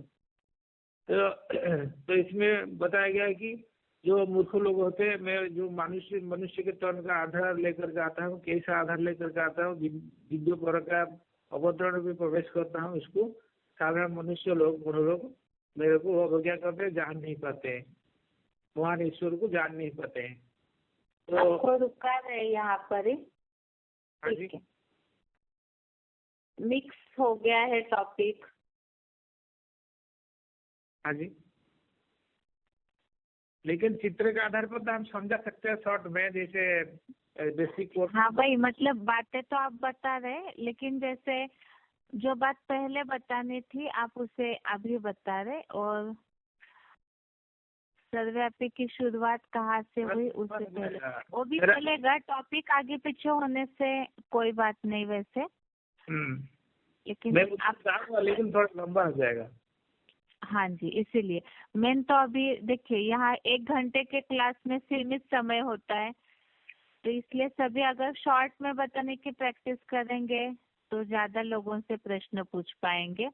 इसलिए कि आप कैसे बता सकते हैं, केवल ये जानना है तो आपके बताने के तरीके से समझ में आ जाता है। ठीक है, आगे और एक फोन अनम्यूट है। शांति। हाँ जी, 2788 सुगत मधुबन। हाँ जी। भगवान सर्वव्यापी नहीं है, तो सर्वव्यापी अर्थात सब में व्यापक नहीं है। तो जैसे भक्ति मार्ग में मान्यता है कि कण कण में भगवान व्यापक है और मुसलमान जैसे कहते हैं कि जर्रे जर्रे में भगवान है, तो ये कैसे हो सकता है? जैसे भगवान तो एक व्यापी है, तो जानवर जैसे बोलते हैं कि जानवर कीटक पशु पक्षी सब में भगवान है, वास करते हैं, तो इसका कोई प्रूफ तो है नहीं। जैसे चित्रों में आया है कि साधु सन्यासी अपने को शिव वहन करके बैठ जाते हैं, स्वयं ही भगवान को साबित करते हैं। और फिर एक तरफ दूसरी तरफ बोलते हैं कि प्रभु दर्शन दो, और कुछ मतलब दर्शन की मतलब अपेक्षा रखते हैं, तो वो क्यों रखते हैं? अगर वो खुद ही भगवान है तो फिर वो अपेक्षा क्यों रखते हैं? और फिर जैसे दुष्कर्म करने वाले जो भ्रष्टाचारी होते हैं, वो व्यभिचार जो फैलाते हैं, तो वो भगवान उनमें कैसे हो सकते हैं? क्योंकि भगवान तो गुणों का सागर है, दुख का दाता है। तो इससे ये साबित होता है कि ये वो भी भगवान नहीं हो सकते। जैसे मनुष्य मनुष्य किसी को एक दूसरे को दुख देते रहते हैं, तो वो मतलब भगवान कैसे हो सकते हैं? और जैसे दिखाया है कि डॉक्टरों में जैसे बीमार कोई पड़ता है तो बीमार में भगवान मतलब व्यापी कैसे हो सकता है? क्योंकि भगवान तो अगर वो खुद ही भगवान होते तो वो खुद ही को ठीक कर लेते। और जैसे डॉक्टर को दिखाते हैं कि भाई डॉक्टर भगवान है, तो डॉक्टर भी जैसे उनसे मतलब इलाज नहीं हो पाता है तो बोलते हैं कि अब भगवान के भरोसे, तो वो खुद ही भगवान होता तो फिर उसको ठीक कर देता। और जैसे जानवरों के लिए दिखाते हैं कि मतलब जानवर को लिए बोलते हैं कि उनमें भी भगवान है। तो ये बोलते हैं कि भाई जैसे मनुष्यों में मन बुद्धि होती है, तो जानवरों में तो ये मन बुद्धि की बात नहीं है। मन बुद्धि मतलब मन और बुद्धि भी नहीं होती, तो वो ऊंचते ऊंच भगवान वो कैसे मतलब उनमें व्यापक हो सकता है? और जैसे ऊंचे व्यक्ति का फर्नीचर ऊंचा होगा, तो वो नीचे व्यक्ति वो गंध खाने वाले और दुखदाई जानवरों में वो कैसे हो सकते हैं? और अग्नि का जो चित्र है, अग्नि और लोहे में, लोहे का, तो जैसे लोहा और अग्नि का जो गुण है, वो अग्नि का जो गुण है वो लोहे में आ जाता है। तो गुण होगा वही, उसमें गुण ही वो दिखाई देना चाहिए। तो अभी मनुष्यों में तो ऐसा कोई गुण दिखाई नहीं देता भगवान के, तो उनमें भी भगवान नहीं है। और अ, जैसे 10वें अध्याय के 41वें श्लोक में आया कि जो भी प्राणी ऐश्वर्य एवं श्रेष्ठ बुद्धि युक्त ऊर्जावान विशेषता संपन्न है, ऐसे तू मेरे तेज या योग ऊर्जा अंश से उत्पन्न हुआ जान। तो विभूतियां भी जो है वो योग ऊर्जा से उत्पन्न हुए हैं। और मुख्य बात है कि जैसे भगवत गीता में आया है कि भगवान सर्वव्यापी है, ऐसा मतलब कहीं भी उसमें उल्लेख नहीं है। जैसे चौथे अध्याय के 7वें श्लोक में है कि यदा यदा ही धर्म से ग्लानि भवति भारतम, अर्थात मतलब अगर भगवान सर्वव्यापी होता तो इसमें ऐसा क्यों आया कि मैं जब धर्म की ग्लानि होती है और धर्म बढ़ जाता है तभी आता हूँ। आता हूँ इसका मतलब ये है कि पहले सृष्टि पर मौजूद नहीं था। और रामायण में भी जैसे आया है कि कल्प कल्प लगी प्रभु अवतारा, इससे भी यह स्पष्ट होता है कि भगवान इस सृष्टि पर पहले नहीं थे और व्यापक नहीं थे। और जैसे भक्ति मार्ग में गाया जाता है कि ऊंचा तेरा नाम, ऊंचा तेरा काम, ऊंचा तेरा धाम, इससे भी ये होता है कि जैसे भगवान के लिए बोला जाता है ऊंचा तेरा नाम, तो नाम भी जो ऊंचा है, तो और जो सृष्टि परिवर्तन का जो काम करता है वो अभी तो वो दिखता नहीं है मनुष्यों में। और ऊंचा, और भगवत गीता में जैसे आया है कि जन्म कर्म च में दिव्यम, तो भगवान का जन्म भी दिव्य है और मनुष्यों का तो जन्म जन्म दिव्य नहीं है, वो तो गर्भ से जन्म लेने वाले हैं। और 11वें अध्याय के 54वें श्लोक में जैसे है प्रवेश तुम, वो प्रवेश करने योग्य है भगवान। और 9वें अध्याय का 10वां श्लोक है, जैसे 11वां श्लोक के अवजानन्ति मामुढ़ा मानुषितम आश्रितम परम भाव अजानतो मम भूतमहेश्वरम, अर्थात मैं साधारण मनुष्य तन में का आधार लेकर और मतलब साधारण तन में आता हूँ। तो आता हूँ इसका मतलब ये है कि भगवान सर्वव्यापी नहीं है। और ये मान्यता कब से शुरू हुई? जब द्वापर युग के शुरुआत में फिर भी मतलब थोड़ी सात्विकता थी, इसलिए ये मान्यता नहीं थी। पर जब सतयुग और त्रेता युग की तुलना में थोड़ा सा वो दुख आता है द्वापर युग से, तो सन्यासियों ने और ऋषि मुनियों ने ये मतलब फैला दिया कि भगवान सर्वव्यापी है। तो मतलब वो अंत नहीं पा सके भगवान का, तो वो मतलब सन्यासियों ने ये फैला दिया कि भगवान सर्व कण कण में व्यापक है और सर्वव्यापी है। तो जैसे एग्जाम्पल दिया कि अंगूर को पाने के लिए लोमड़ी बहुत प्रयास करती है और अंगूर नहीं मिलते हैं, तो वो नहीं पहुंच पाते, तो वो तसल्ली से वो बैठ जाते हैं और बोलते हैं कि अंगूर खट्टे हैं। तो उन्होंने मतलब भगवान को ढूंढा और नहीं मिला, तो उन्होंने सर्वव्यापी का ज्ञान फैला दिया, मतलब ज्ञान फैला दिया, और कोई मनन चिंतन किया नहीं। और जैसे वेदों की ऋचाओं में भी लिखा हुआ है कि हम पहले भगवान को सर्वव्यापी नहीं मानते थे, अब मानने लगे हैं। तो इससे भी ये बात आती है कि जो वेद बहुत पुराने शास्त्र थे, उसमें भी ये मान्यता पहले नहीं थी, बाद में उनमें वो फैल गई। और जो श्रीमद् भगवद गीता का सर्वशास्त्र शिरोमणि कहा जाता है, उससे उसके जो 10वां अध्याय है विभूति योग, उससे भी मतलब बाहर ऐसे मतलब फैला दिया कि जैसे नदियों में गंगा हूँ, आदित्यों में विष्णु हूँ, पक्षियों में मैं मयूर हूँ। तो ऐसे अलग अलग मतलब भक्ति मार्ग वालों ने समझ लिया कि जड़ चेतन सब चीजें मतलब श्रेष्ठ श्रेणियां हैं, और उसमें भगवान नहीं, मतलब उन्होंने ये समझ लिया कि जड़ चेतन सब चीजों में भगवान व्यापक है। वास्तव में विभूति योग अध्याय से ये बात सर्वव्यापी की झूठी साबित हो जाती है, क्योंकि भगवान अगर उसमें व्यापक होते तो वो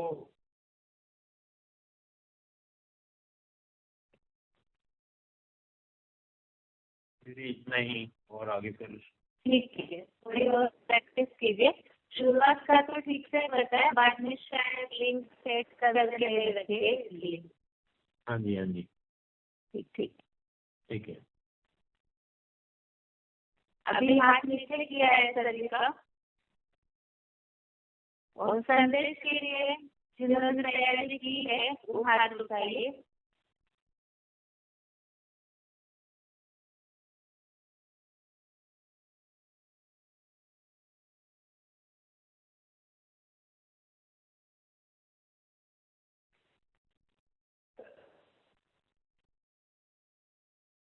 कौन अनम्यूट है?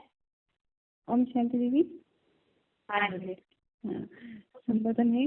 उपस्थित जन समूह भाइयों एवं बहनों, मैं आज विश्व के सर्वोपरि सर्वश्रेष्ठ धर्म ग्रंथ श्री भगवद गीता के आधार पर ईश्वरी संदेश दे रही हूँ। जैसा कि गीता के चौथे अध्याय के 7वें श्लोक में बताया है कि यदा यदा धर्मस्य ग्लानिर्भवति भारत अभ्युत्थानम् अधर्मस्य तदा आत्मनं सृजाम्यहम् परित्राणं साधूनां विनाशाय च दुष्कृतां धर्म संस्थापनाय संभवामि युगे युगे। इसमें बताया है कि जब धर्म की ग्लानि होती है तब मैं पृथ्वी पर आता हूँ। तो क्या आज धर्म की ग्लानि नहीं हो रही है? आज रक्षक ही दुर्योधन दुशासन के रूप में क्या आज भक्षक नहीं बन रहे हैं? घर घर में आज कुंती द्रौपदी समान कन्याओं माताओं का बलात्कार नहीं किया जा रहा है? आज समाज अधर्म पाखंड अभिमान अहंकार जैसी बुराइयों से घिर गया है। यही नहीं, शिव ओम कहने वाले साधु सन्यासियों ने असली भगवान सदाशिव ज्योति से विमुख कर दिया है। तो यही समय है जब भगवान साकार में जब हम पूरे तमो प्रधान बन गए हैं, तो इसी समय में भगवान साकार में प्रवेश होकर सभी अर्जुन जैसे ग्रस्तों को गीता ज्ञान दे रहे हैं। यहाँ कोई एक अर्जुन को ज्ञान देने की बात नहीं है। तो भगवान साकार में आया हुआ है, क्योंकि भगवान अजन्मा अधर्मा, किंतु ज्ञान देने के लिए शरीर को व्रत का सहारा लेना पड़ता है, क्योंकि ध्यान कैसे सुनाएंगे। बाकी वह सदा निराकार है। जैसा कि चेरा भाई साथ में कहा है कि ज्योतिषाम अभी तक ज्योति कर्म से परम उचित है। वह ज्योतिमान नक्षत्रों से भी ज्योति के अंधकार से परे है। इसीलिए परम पिता साकार शरीर का सहारा लेते हैं। जैसा कि गीता की 9:11 में बताया है कि अवजनन की माँ मूढ़ा मानुषम तनुमाश्रिता, यानी मूर्ख लोग साधारण और मानवीय शरीर का आधार लेने वाले मुझ प्राणियों के महेश्वर की अवज्ञा करते हैं। गीता में लिखा है कि आत्मा ही हमारे मित्र है और आत्मा ही हमारे शत्रु। आज हमारी आत्मा बिल्कुल शरीर हो गई है, इसीलिए इसे पुनः चार्ज करने परम पिता आए हैं। गीता के 18/66 में जैसा कि कहा है कि सर्व धर्मान परित्यज्य मामेकम शरणं व्रज, यानी सभी धर्मों को त्याग कर मेरी शरण में आ जा। और इसी समय का गायन है कि हिंदू मुस्लिम सिख ईसाई आपस में सब भाई भाई।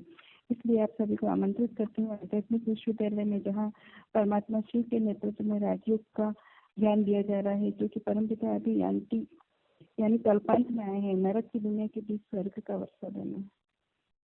ठीक है बेटा? हाँ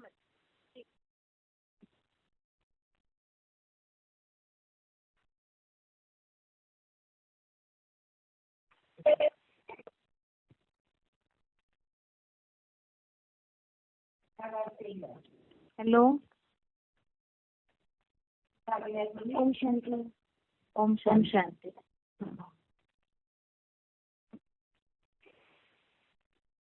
दीदी मैं ना ऐसे बताऊं, जनरल हम किसी को मिलते हैं संदेश के हिसाब से या भाषण देने के हिसाब से, कैसे बताऊं? संदेश 5 मिनट। जी जी ठीक है।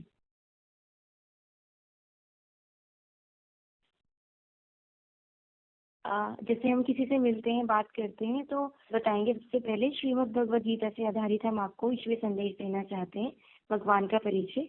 तो आज दुनिया में सब कहते हैं हम तो भगवान को मानते हैं, याद करते हैं, तो भी लेकिन हमारा मन तो शांत नहीं है, मन तो हमारा एकाग्र नहीं है। आज किसी का मन स्थिर नहीं है। क्यों? क्योंकि मन भटक रहा है।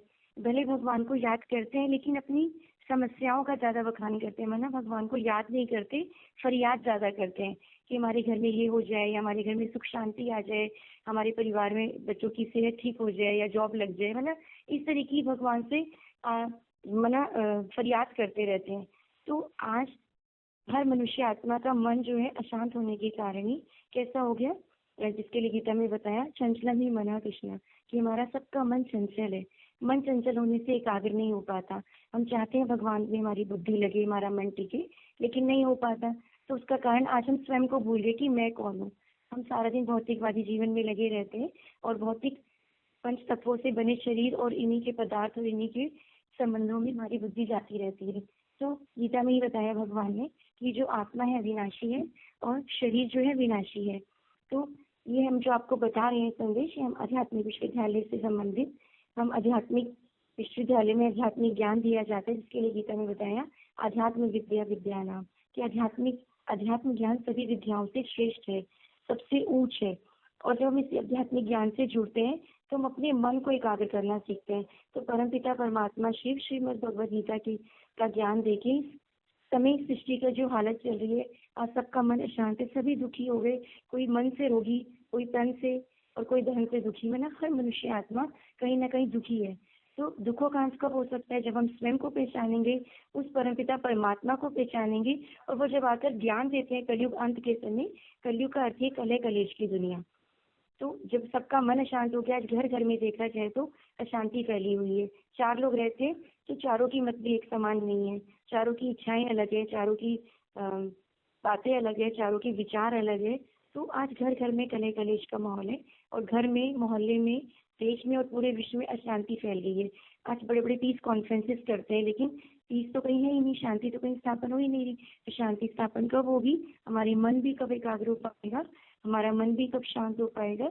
जो परमात्मा इस समय सृष्टि पर आए हैं, और उसके आने का प्रूफ गीता में बताया 4 अध्याय में, यदा यदा ही धर्मस्य ग्लानिर्भवति भारत अभ्युत्थानम धर्मस्य तदात्मानं सृजाम्यहम्, कि जब जब सृष्टि पे पाप बढ़ता है, अधर्म बढ़ता है, अशांति बढ़ती है, अधर्म बढ़ता है, सबसे बड़ी बात है, तो भगवान आकर एक सत्य धर्म की स्थापना करते हैं। मनुष्यों ने आज ढेर के ढेर धर्म बनाए और उन धर्मों के ऊपर चल रहे हैं, उनकी धारणाओं पर चल रहे हैं, तो हर कोई अपने को श्रेष्ठ मानता है। लेकिन भगवान आकर सत्य धर्म की स्थापना करते हैं। सबसे बड़ा धर्म है स्वधर्म, माना अपने आप को जानना और उस परमात्मा को पहचानना, जिसको आज हम भूल गए हैं। इसीलिए हम दुखी, रोगी और अशांत हो गए। और कैसे माने कि भगवान स्वयं इस सृष्टि पर आए हुए? तो भगवान स्वयं अपना परिचय देते हैं, कहते हैं स्वयं आत्मा आत्मानम, कि मैं स्वयं आकर अपना परिचय देता हूँ। अब जानती माँ बूढ़ा मनुष्य, कि इस मनुष्य लोक में मतलब भगवान जो आए उसकी अवज्ञा करते हैं, साधारण मनुष्य तन में आए उसको नहीं पहचान पाते, लेकिन हम जब उसको जान जाएंगे, पहचान लेंगे और पहचान करके याद करेंगे तो हमारी आत्मा के अंदर वो शक्ति भरेगी, बल भरेगा, जिसको कहते हैं मनोबल, विल पावर, जो आज सबकी कम होती जा रही है। तो हम आपको आमंत्रित करते हैं आध्यात्मिक विश्वविद्यालय में, आप आइए, 7 दिन का कोर्स कीजिए, स्वयं को पहचानिए, उस परमपिता परमात्मा को पहचानिए और स्वयं की पहचान के द्वारा अपनी आत्मा की बैटरी को चार्ज करना सीखिए, अपने मनोबल को बढ़ाइए, जिससे आपके जीवन में स्थायी सुख शांति आ पाएगी, जो आज किसी के भी मन में नहीं है। ओम शांति। शॉर्ट में तो दीदी इतना ही अच्छे से बताया जी। आत्मा और परमात्मा दोनों बातें आगे। ओम शांति। ओम शांति। ओम शांति। आज इस दुनिया में हम जी रहे, जहाँ भी देखो दुख अशांति नजर आते हैं। हर घर में हर मेंबर आपस में लड़ते हैं और इसके कारण है अपने फादर का सही पहचान नहीं है। तो कोई मरते हैं तो लोग बोलते हैं वो स्वर्ग में चले गया, लेकिन स्वर्ग क्या है, नरक क्या है, आज दुनिया को जानते नहीं है। तो स्वर्ग नरक सुख दुख ये क्यों आते हैं? कोई दुखों में आते हैं तो अशांति, सुख में आते हैं तो पिता के परिचय नहीं है, तो सुख में कोई दुखी, जब स्वर्ग में है तो सारे जो लोग हैं वो उसमें कोई दुखी नहीं है, लेकिन दुखालय में आते हैं तो कोई सुख भी अनुभव नहीं करता। लेकिन कोई कोई में आप देख सकते हो वो सुख अनुभव करते हैं, दुखों के बीच में सुख अनुभव करते हैं। तो क्योंकि वो भगवान को सही रीति से पहले जन्मों में पहचानते होगा, उसके अभी वो परिणाम अभी वो फल भुगत रहे। तो हम दुख में क्यों आया है? क्योंकि हमने पहले हमें भगवान ने सब कुछ दिया था, उस टाइम हमने भगवान को धीरे धीरे याद करके संत के रिंग में आया और दुखालय में हम खुद आत्मा खुद दुख में आ गया। तो मनुष्य जब अवगुण में आ जाते हैं तो वो दुख में आ जाते हैं, सगुण में आ जाते हैं तो सुख में आते हैं। तो भगवान अगुण या सगुण न कुछ भेदा, तो दोनों के भोक्ता नहीं है, वो अपने आत्मिक रूप में हमेशा स्थित है, वो हमारा परमपिता है। तो वो परमपिता को जानना है, जो जानकार है वो उनको भगवान अपने प्रिय मित्र या पुत्र मानते हैं। तो उनको जानना कैसे? जानने से, उनको सही पहचान होने से हम उनके तरह, उनके श्रीमत से चलने से हम अपने को बदल सकते हैं और हमारे सृष्टि को भी बदल सकते हैं। तो जो सृष्टि को भी बदल सकते हैं, यानी तो आत्मा मुझे प्रिय है। तो वो कैसे बनाएंगे? तो उसके लिए भगवत गीता जो सर्वशास्त्र शिरोमणि है, उसी में वो बाद में सब कुछ शास्त्र, बाकी सारे शास्त्र उनके बच्चे हैं। तो ऊंच से ऊंच में जाने से हम आत्मा ऊंच हो जाते हैं, हम आत्मा पहचान। तो भगवान खुद बोलते हैं, बच्चे तुम अपने को आत्मा समझो। आत्मा समझने से क्या होगा? तो तुम कभी दुखी नहीं होगे कि ये सब बाकी सब कुछ विनाश में आते हैं, 5 पदार्थों से निर्मित है। तो अपने को आत्मा समझो, आत्मा हमेशा रहते हैं, वो अणु के अनुरूप है। तो अनुरूप को कैसे पहचाना है? तुम अपने ज्ञान दृष्टि का चक्षु को खोलना है। उसको खोलने के लिए सिर्फ भगवान जो हमारे सबके गुरु के रूप में आते हैं, वो कैसे आते हैं? भगवान तो जन्म मरण में आते नहीं है, लेकिन वो सृष्टि को बदलने के लिए जो धन में आते हैं, जो विमन सृष्टि की बात है उसी में आ जाते हैं, उसको परिवर्तन करने के लिए। तो वो माप के रूप में, बाप के रूप में और पालनकर्ता के रूप में, ब्रह्मा विष्णु महेश के रूप में आते हैं। भक्ति मार्ग में क्या होते हैं? वो उनको पहचानते नहीं है। उनको ऋषि मुनियों से पहले पूछा था कि आप भगवान को जानते हैं? तो उन्होंने बोला नेति नेति, मैं नहीं जानता हूँ। तो उनको जानने के लिए भगवान ज्ञान को ज्ञानी बनाने के लिए खुद बोलते हैं, मेरा जन्म और कर्म दिव्य है। तो मैं कैसे आता हूँ? मैं दिव्य जन्म लेता हूँ और दिव्य कर्म कराने के लिए। दिव्य कर्म क्या है? जो तमोगुण को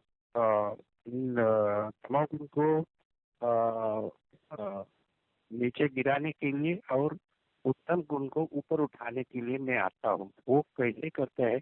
अपने